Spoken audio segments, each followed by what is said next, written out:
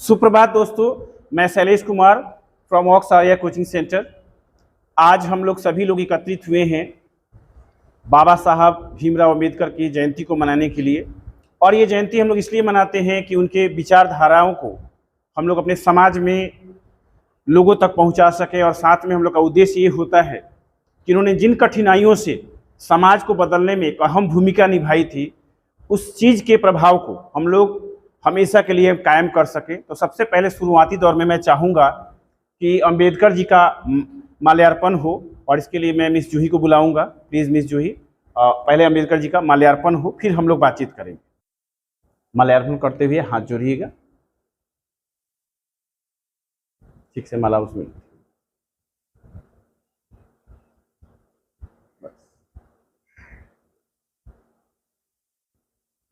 ठीक से उसको कर दीजिए।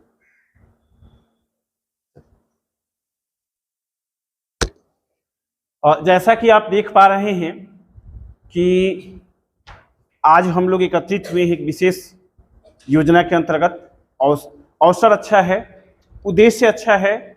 समाज को बदलने की बीड़ा जिस महान शख्सियत ने अपने कांधों पर लिया था, उस व्यक्तित्व का नाम है बाबा साहेब डॉक्टर भीमराव अंबेडकर। जैसा कि आप बोर्ड पर लिखा हुआ पा रहे हैं, आज उनकी जयंती है। उनके बारे में विशेष चीज़ों को मैं चर्चा करूंगा।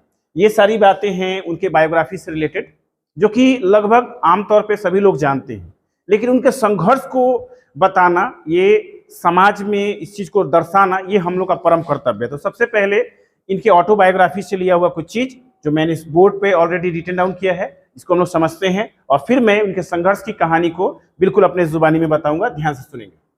सबसे पहले बाबा साहेब डॉक्टर भीमराव अंबेडकर जी का जयंती है, जिस जयंती को हम लोग 134वीं जयंती के रूप में आज मना रहे हैं। समझ में आ रही है बात आप लोगों को? बाबा साहेब का जन्म 14 अप्रैल 1891 ईस्वी को हुआ, और उनका जन्म स्थान जो है मध्य प्रदेश के महू में हुआ था। मध्य प्रदेश, जिसको सेंट्रल प्रोविंस के रूप में भी जाना जाता था पुराने समय में, प्राचीन समय में, जब मतलब भारत आज़ाद नहीं हुआ था। साथ में एक बात और मैं बताऊंगा मध्य प्रदेश के बारे में। मध्य प्रदेश को भारत का हृदय भी कहा जाता है, हार्ट ऑफ इंडिया, मालूम होगा आप लोग। साथ में अंबेडकर जी के पिताजी का नाम रामजी सकपाल, जो कि उस समय सूबेदार के पद पर आसीन थे।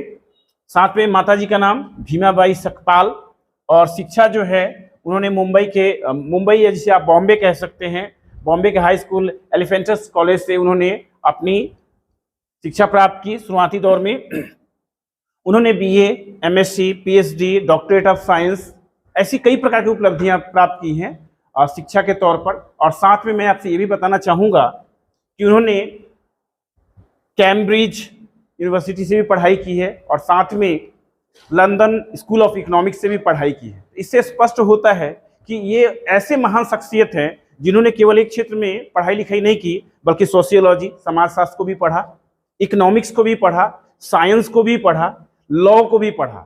इन्होंने लॉ की भी पढ़ाई की है। इससे स्पष्ट होता है कि वो साधारण प्रतिभा नहीं थे, बल्कि प्रतिभा के धनी थे, जीनियस थे। एक क्षेत्र में तो पढ़ पाना साधारण लोग के बस की बात नहीं है, और उन्होंने कई क्षेत्रों में महारत हासिल करते हुए पढ़ाई की थी। ऐसा माना जाता है कि लगभग उनके पास, जैसा कि बच्चे आप सब जान रहे हैं कि शिक्षा में उन्होंने, जो मैंने बताया, BA, MSc, PhD, doctorate of science, और साथ में मैंने ये भी बताया कि लंदन स्कूल ऑफ इकोनॉमिक्स से भी उन्होंने पढ़ाई की थी। यानी वैसे व्यक्ति जिन्होंने कई क्षेत्रों में पढ़ाई किया, वो साधारण व्यक्ति नहीं थे, प्रतिभा के धनी व्यक्ति थे। उपाधि के रूप में उन्हें बहुत सारा नाम दिया गया, जैसे भारत निर्माता भी कहा गया, संविधान निर्माता भी कहा गया। उन्हें भारत रत्न मरणोपरांत प्राप्त हुआ है, हालांकि उन्हें पहले ही प्राप्त होना चाहिए, परंतु कुछ कारणों के कारण नहीं प्राप्त हो पाया, जो 1990 ईस्वी में मरणोपरांत प्राप्त हुआ इन्हें।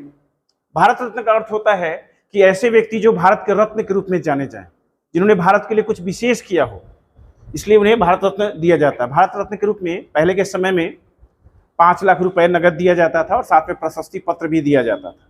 चलिए आएंगे, कुछ और बात करेंगे ताकि आप लोग और भी बात समझ पाएं। सबसे पहले मैं आपको एक बात बताना चाहता हूं कि ये सारी चीजें उनके जीवन में इतनी आसानी से नहीं हुई। उन्होंने इस चीज के लिए बहुत सारी मुसीबतों को झेला है, तब जाके इतनी चीजों को वो प्राप्त कर पाए हैं। उनकी उपलब्धियां में और कुछ लेखन कला में उपलब्धि में उन्होंने हु आर सुदराज लिखा लेखन कला में, वेटिंग फॉर अ वीजा और बहुत सारी पुस्तकें उन्होंने लिख डाली। यानी कि उनके पास किताबों का भंडार था और माइंड में भी यानी ब्रेन में भी किताबों का भंडार और असीम ज्ञान था। साथ में मैं ये भी बताना चाहूँगा कि उनका निधन जो है 6 दिसंबर 1956 ईस्वी में जो दिल्ली में हुआ था। उन्हें कई चीज़ों के बारे में और मैं आपको इन्फॉर्मेशन दे रहा हूँ कि भारत निर्माता, और यहाँ पे कहा गया है कि भारत निर्माता, संविधान निर्माता, तो यहाँ पे जो बी.आर. राव थे उन्होंने ये भी कहा था कि अंबेडकर जी भारत के संविधान के जनक ही नहीं जननी भी हैं, यानी माता और पिता दोनों का श्रेय उन्होंने दिया था। साथ में भारत के पहले कानून मंत्री थे अंबेडकर जी। नारा इन्होंने बहुत अच्छा खूबसूरत नारा दिया था, शिक्षित बनो, संगठित बनो और संघर्ष करो। लेकिन मैं समाज से हमेशा एक बात कहना चाहूँगा कि शिक्षित भी बनिए, शिक्षित बनाइए भी, संगठित बनिए, तो इस पर्पस से, इस उद्देश्य से कि आप उनके मंसूबों को पूरा कर सकें। यानी गलत भाव से कभी संगठन नहीं इकट्ठा करना चाहिए।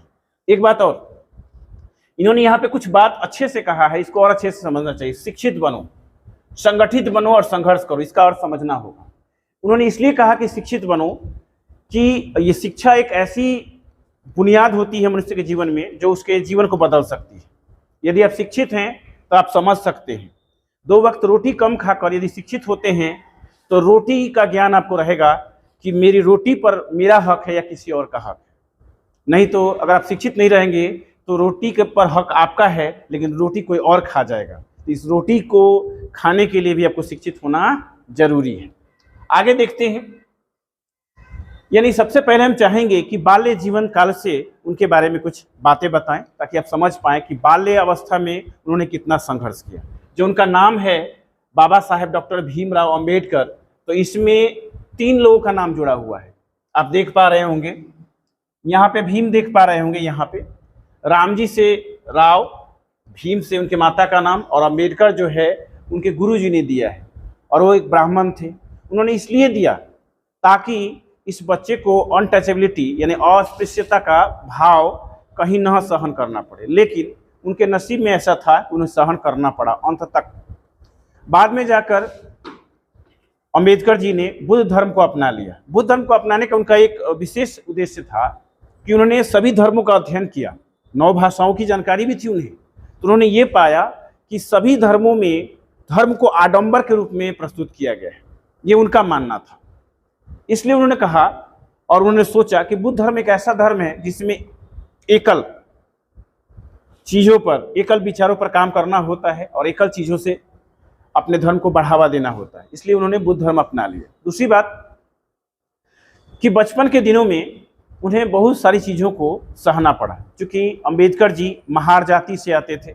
महार जाति काफ़ी निम्न श्रेणी का उस समय माना जाता था, लोगों के द्वारा माना जाता था नहीं। मानव कभी पैदा जाति लेकर हुआ ही नहीं था, लेकिन हम लोगों ने अपने सभ्यता संस्कृति को विकसित करने के लिए, काम को आसान करने के लिए एक वर्ग के रूप में अपने आप को खुद बांटा है। मानव ने खुद को बांटा है। ईश्वर ने कभी भी हम लोगों को जन्म ऐसे नहीं दिया कि आप निम्न वर्ग के हैं, आप उच्च वर्ग के हैं, आप स्वर्ण हैं, आप दलित हैं। ऐसा कभी भगवान ने हम लोग को जन्म नहीं दिया है।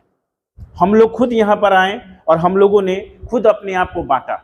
इसलिए बांटा कि हम लोग किसी भी कार्य को आसानी से कर सके, लेकिन किसी को पता नहीं था कि ये बंटवारा इतना बड़ा बंटवारा बनेगा कि हम लोग के मन मस्तिष्क में छूत अछूत, भेद भाव, स्वर्ण दलित, इन सब का एक अलग अलग हिस्सा कर देगा। ये हम लोग को मालूम नहीं था।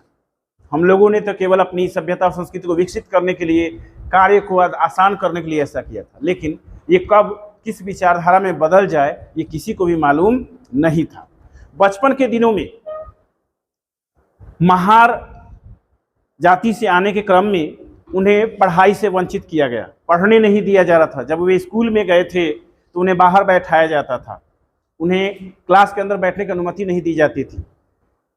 जो स्कूल परिसर में जो प्यून होते थे, जिनका कार्य होता था बच्चों को पानी पिलाना, तो उन्हें पानी भी पीने नहीं दिया जाता था। यदि प्यून नहीं आते थे तो पानी नहीं पी पाते थे। वे पानी भी कैसे पीना है, ऐसे ओढ़ करके, किसी बर्तन से पानी नहीं पी पाते थे। इतनी अनटचेबिलिटी थी, यानी किसी को छूना नहीं है, उनकी परछाई किसी पर पड़ जाए तो लोग वहाँ से हटने लगते थे। ऐसा मैंने महसूस होता था समाज में कि इतना भेदभाव, कि उनके जाति के लोगों से लोग इतना भेदभाव करते थे कि उनके छुआ हुआ चीज़ों को नहीं खाते थे। उनके यदि कुआं पे कोई चला जाता था तो उसे मारा जाता था, पीटा जाता था। इस प्रकार की घटनाएं होती रहती थी। फिर भी बचपन के दिनों से ही प्रतिभावान होने के कारण, मेधावी होने के कारण उन्होंने अपना पठन पाठन जारी रखा। पढ़ाई के दौरान उन्होंने बहुत सारी चीज़ों को झेला। पहला चीज़ कि जब भी किसी स्कूल में जाते थे तो बाहर बिठाया जाता था, उन्हें पढ़ने नहीं दिया जाता था। इन सब चीज़ों को भेदते रहते थे वो। जैसे जैसे समय बदला, आगे बढ़ते चले गए, तो जब उन्होंने मुंबई के या जो बॉम्बे है उसके एलिफेंसिस कॉलेज से उन्होंने अपनी परीक्षा पास की, और वो पहले भारतीय थे और साथ में एक ऐसे भारतीय जो महार जाति से आते थे। यानी उतनी खराब स्थिति में कोई बच्चा उस कॉलेज तक नहीं पहुंचा, और उन्होंने उस कॉलेज में पढ़ाई भी की, अच्छे श्रेणी से पास भी की। तो इस बात से स्पष्ट होता है कि मेधावी तो थे ही, जुझारू भी थे, संघर्षशील भी थे। अब रहा कि आगे की पढ़ाई के लिए उन्हें बहुत जगह जाने के लिए मदद की आवश्यकता थी, और उस मदद को दिया उनके एक विशेष व्यक्ति ने, जिनका नाम था केलुस्कर जी। उन्होंने अंबेडकर जी को पहचाना, समझा कि ये बच्चा बड़ा मेधावी है। उन्होंने गायकवाड़ परिवार से उनके लिए मदद की गुहार की, और मदद के रूप में जब उन्हें मिला तो वो बाहर विदेश पढ़ने गए, और विदेश से विदेशी शिक्षा हासिल करके जब वे भारत लौटे तो उन्होंने देखा कि भारत बटा हुआ है, जाति में, छूत अछूत सब में। जहाँ भी जाते थे बड़े बड़े पद परासीन भी हुए, फिर भी उनसे भेदभाव किया जाता था। उनका टेबल साफ नहीं किया जाता था, उन्हें पानी देने में कोई कतराता था, उनकी फाइलें उनके टेबल तक कोई पहुंचाना नहीं चाहता था। इससे स्पष्ट था कि उनके मन में एक और जिद जन्म लेने लगी कि नहीं, मुझे कुछ ऐसा काम करना है कि ये जो अस्पृश्यता का जो भाव है लोगों से मिट जाए। और इसके लिए उन्होंने बहुत सारा काम किया। मैं फिर से इस महान शख्सियत का शुक्रगुजार हूँ जिन्होंने औरतों के लिए भी बहुत सारे नियम कानून बनाए, कानून के रचयिता ने। उन्होंने आज जो महिलाओं को मैटरनिटी लीव मिलता है, यानी मातृत्व होने पर, यानी जब कोई स्त्री गर्भवती होती है उस दौरान उन्हें कार्यालय में छुट्टी मिलता है, या उनको नौकरी का जो आरक्षण मिला है, ये सब उन्हीं का देन है। अन्यथा आज महिलाओं की स्थिति उतनी अच्छी नहीं होती। तो सारी महिलाएं उनको बहुत मानती भी हैं इस कार्य के लिए।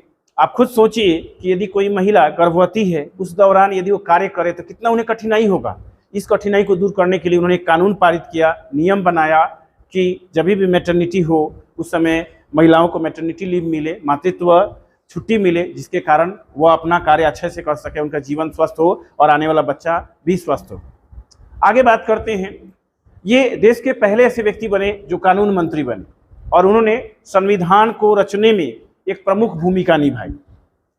हालांकि बहुत सारे बात को और भी मैं बताना चाहूँगा। संघर्ष में एक चीज़ और आता है कि आखिर उन्होंने अस्पृश्यता को, अनटचेबिलिटी को कैसे परिभाषित किया। उनका कहना था कि हम सब मानव हैं, हम में अंतर है तो वो इकोनॉमिक रेशियो में अंतर है, सोशियो में अंतर नहीं है। लेकिन लोगों ने सोशियो इकोनॉमिक के रूप में अंतर करना शुरू किया।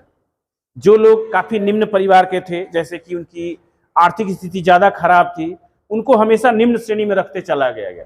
और इसके कारण एक नए चीज़ का उद्भव हुआ, छुआछूत वाला उद्भव हो चुका था। यानी लोगों का मानना था कि वो निम्न जात का है, ये उच्च जात के हैं, ऐसे प्रकार से।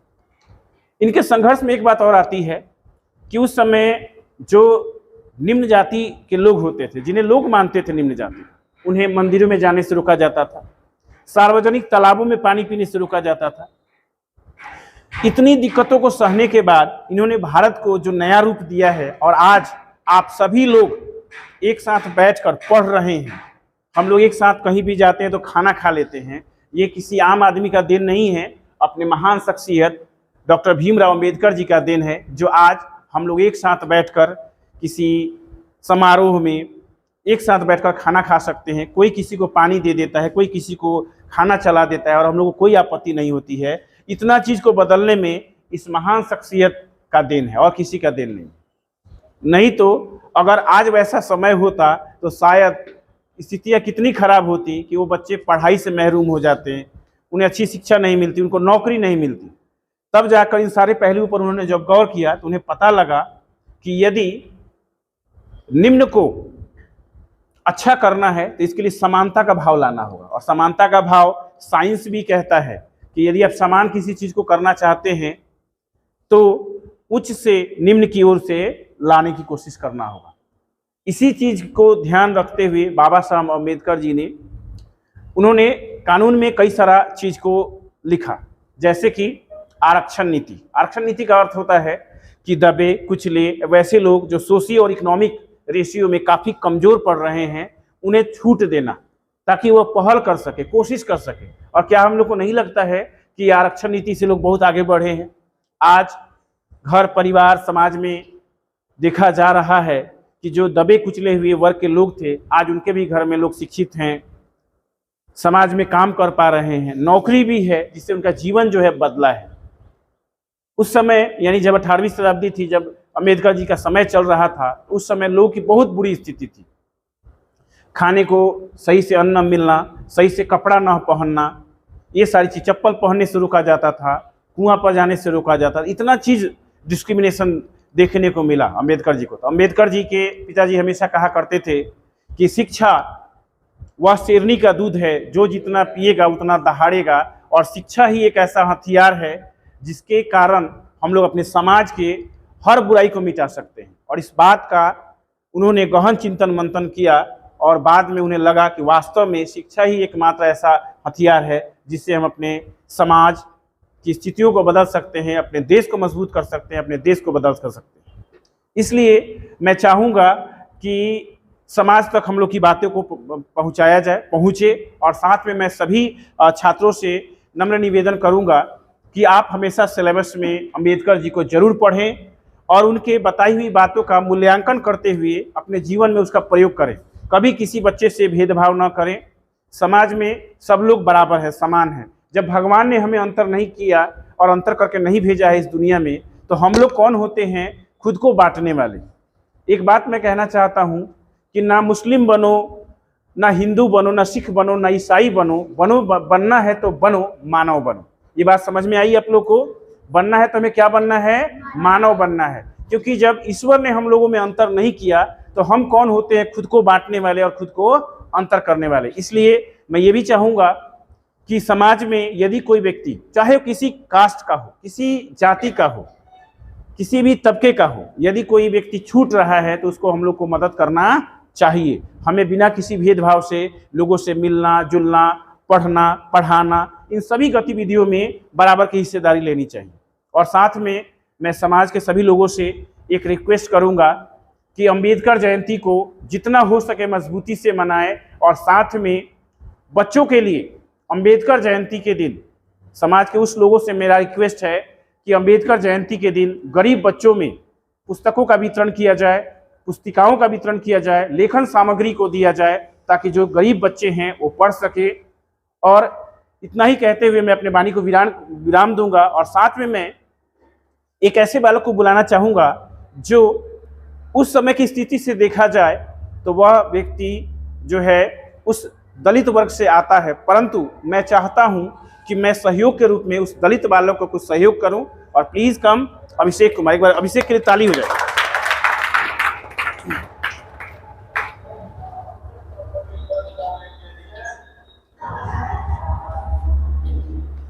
सबसे पहले सहयोग के रूप में अभिषेक जी को मैं ये एक पुस्तिका है, उत्तर पुस्तिका लिखने वाली, जिसको मैं देना चाहता हूँ। जितना मुझसे हो सकेगा मैं दूंगा। मैंने कोशिश तो की थी बहुत बच्चों के लिए, लेकिन आज बच्चे बहुत सारे नहीं आ पाए हैं। लेकिन मेरा एक उद्देश्य है कि जो भी बच्चे जो दलित वर्ग से आते हों या गरीब तबके से आते हों, जिनकी आर्थिक स्थिति अच्छी नहीं है, जो पढ़ना चाहते हैं, उन्हें हम लोग पढ़ाने की कोशिश करेंगे। समाज से भी मेरा अपील है कि अम्बेडकर जयंती के दिन कम से कम गरीब बच्चों में उत्तर पुस्तिकाओं का, पुस्तकों का, लेखन सामग्री का वितरण किया जाए ताकि बच्चे शिक्षित हो सके। ध्यान दीजिए, अम्बेडकर साहब का ये पैगाम है, नारा है कि शिक्षित बनो, संगठित बनो और संघर्ष करो। अगर हम शिक्षित नहीं बनेंगे तो ना हम संघर्ष कर पाएंगे, ना संगठन को बना पाएंगे। तो शिक्षित बनाने के लिए समाज के लोगों का भी दायित्व होता है कि बच्चों में शिक्षा कैसे दिया जा सके। जरूरी नहीं है कि हम बड़ा सहयोग ही कर सकते, बूंदे बूंद तालाब भरता है। थोड़ा थोड़ा अगर हम लोग सहयोग करते हैं तो बच्चों में एक अभिभाव का जन्म होगा और वह बच्चा आगे जरूर कुछ कर पाएगा। यदि गायकवाड़ जी नहीं होते, नहीं सहयोग किया होता, तो आज हम लोग अंबेडकर जी को इस रूप में न जान पाते, न देख पाते। नमन है, कोटि कोटि नमन है अंबेडकर जी को, जिन्होंने भारत के स्वरूप को बदला और अनटचेबिलिटी को पूरी तरीके से उन्मूलित किया भारत से। और मैं बहुत शुक्रगुजार हूं अंबेडकर जी का। धन्यवाद। साथ में 2 शब्द मैं दूंगा और भी बच्चों के लिए। मैं चाहूंगा कि अभिषेक कुछ बताएं। बोलिए, कुछ बोलना चाहते हैं आप? क्या कहना चाहते हैं अपने स्तर से अंबेडकर जी के बारे में, और क्या आप बताना चाहते हैं? कुछ बताइए सर। आप उनकी पत्नी के बारे में नहीं बताए, हम बताए सर? हाँ बिल्कुल बताइए।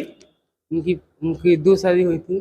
जी। पहली पत्नी का नाम रमाबाई अम्बेडकर और दूसरी पत्नी का नाम सविता अम्बेडकर। जी ठीक है। और वो कुछ एक बताइए। ब्राह्मण की बेटी थी। ठीक है। और मतलब मैं ये बताना चाहता हूँ, खैर इसमें कुछ छूट भी जाता है बताते समय। मैं ये कहना चाहता हूँ कि आप जो समाज में आज फेस कर रहे हैं, क्या आपको लगता है कि समाज के लोगों को कैसे बढ़ावा देना चाहिए? इसके बारे में कुछ बात कीजिए।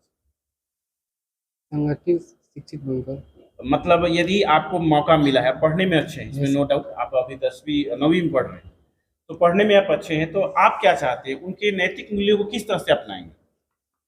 तब शिक्षित बनकर। शिक्षित बनने के लिए क्या करेंगे? Sir self study. Self study भी करेंगे, संघर्ष करेंगे या नहीं? संघर्ष। तकलीफों को तो झेलना पड़ेगा। यस सर, रोज झेलते ही हैं। Thank you. जैसा कि अभिषेक ने कहा कि अंबेडकर जी की बातों को फॉलो करने के लिए सबसे पहले हमें शिक्षित बनना होगा और संघर्ष भी मैं करना चाहूँगा। और उन्होंने ये भी कहा कि सर आपने उनकी पत्नी के बारे में विशेष जानकारी नहीं थी। बताते समय कभी कुछ छूट भी जाता है, कोई बात नहीं, पर इनको जानकारी थी। बड़ी खुशी की बात है कि 9वीं क्लास में होने के बावजूद भी इन्होंने ये भी बात कहा कि सर आपसे कुछ छूटा है। बताने के लिए तो बहुत कुछ है अभिषेक, और फिर हम लोग हमेशा बताते ही रहेंगे क्लास के दौरान, क्योंकि इनके बारे में बताने में 20-25 घंटे लग सकते हैं, इतनी जानकारियाँ होती हैं। और हमेशा हम लोग थोड़ी थोड़ी जानकारी को देते रहते हैं ताकि आप लोग उस चीज़ को एंजॉय कर सकें और समझ सकें। Thank you all. जय हिंद, जय भारत, जय भीम, जय भीम।